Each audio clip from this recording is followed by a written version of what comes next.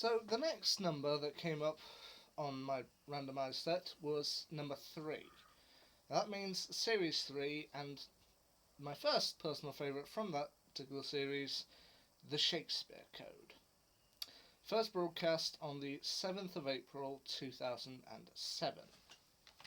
The Doctor, played at this point by actor David Tennant, agrees to take new companion Martha Jones out for one trip to thank her for helping him in the previous episode.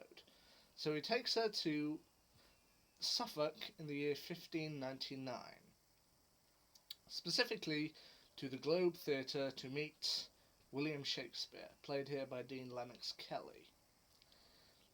However, something mysterious is going on in Suffolk, especially around Shakespeare, as he announces that his next play is to be Love's Labour's Won, a sequel to his play Love's Labour's Lost, and supposedly his missing play.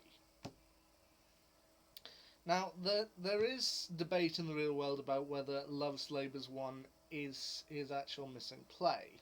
Some say it's his missing play, some say that Love's Labour's Won was just an alternative title to another one of his plays, probably The Taming of the Shrew. But anyway, Doctor Who is going with Love's Labour's Won is the missing play. And there's a little bit of a mystery as to what the play's about and as to why it became missing. But Doctor Who gives us the best answer that it can with this, in that the reason why this play ultimately became lost is because it is part of a witch plot. Three witches, Lilith, played by Christina Cole, Mother Bloodtide, played by Linda Clark, and Mother Doomfinger, played by Amanda Lawrence, they are three witches and are part of the Carrier Knight race. As the Doctor explains in the episode, the Carrier Knights use words in order to perform magic, in a similar way that we as humans use mathematics. We find the right numbers and the right code, the right sequence of numbers, we can split the atom. The Carrier Knights use words instead. And they plan to use the last few lines of Love's Labour's Won as a weapon in order to, not really as a weapon, more of a key in order to unlock the secret heart and release the Carrier Knights from when they have been trapped for millions of years. Now, as they mentioned in the episode, there are two references to the Harry Potter series, with quite early on Martha saying to the Doctor, magic and stuff, that's a surprise, it's all a bit Harry Potter, wait until you read book 7. And this is a pretty nice touch, seeing as Harry Potter and the Deathly Hallows, the book, wouldn't release until the 21st of July 2007, and given that this is in April 2007, that means they had 3 months to spare, so yeah, you can argue it does date the episode slightly, but once again, it's nice to see a touch of Harry Potter into the Doctor Who world. And another small touch, as well as David Tennant playing Barty Crouch Jr. in the film series, it is a nice touch, and also later on they do use one of her iconic spells, EXPELLIARMUS, in order to help Shakespeare banish the Carrier Knights. And another thing I like about this episode is that, similar to my choice from Series 4, which we'll get to in time, there are, once again, a lot of references to not only Shakespeare, but also classic literary works, with them mentioning throughout the episode several things that Shakespeare would go on to use. Several sayings such as, all the world's a stage, to be or not to be, the play is the thing, and once more onto the breach. Yeah.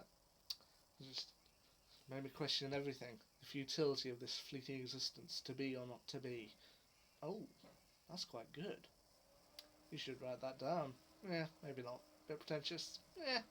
And the right sequence of words, spoken at the right time, in the shape of the globe is an energy converter. The play is the thing! And yes, you can have that.